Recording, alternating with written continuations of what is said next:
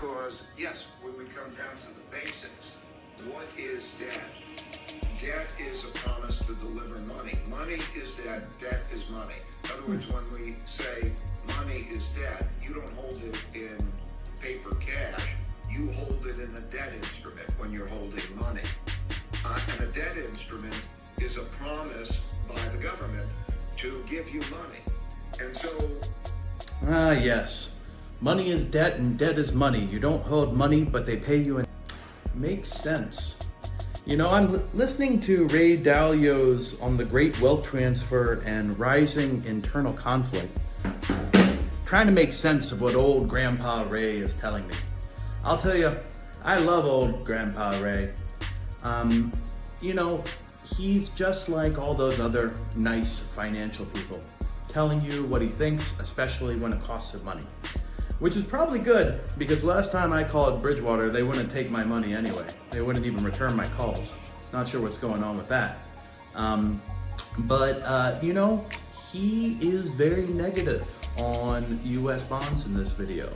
He claims that in the next 5 years, the creditors of the United States will no longer trust in US duration.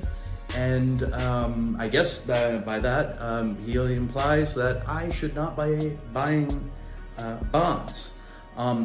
That's unfortunate, because right now it's a great time to be buying duration assets. I've never seen them so low.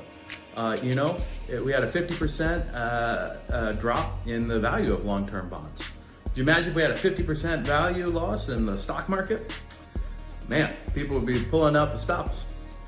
But you know, as we said before, these finance guys, I'd recommend just trusting what they say in public, especially if it costs their money.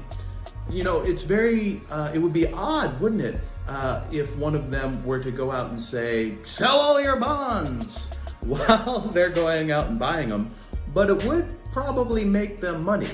But then again, money is just debt, which pays you in money, so I don't even know if it's valuable.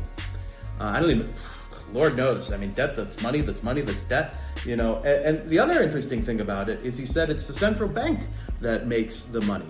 I'm not sure the Fed is a central bank, although that's an interesting hypothesis.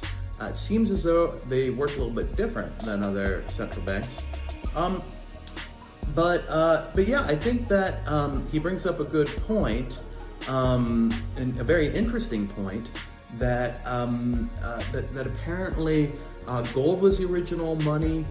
In the past, we were on some type of gold or asset standard, and you know, debt-basis money was invented by the Dutch, I guess, and he learned this by studying 750 currencies.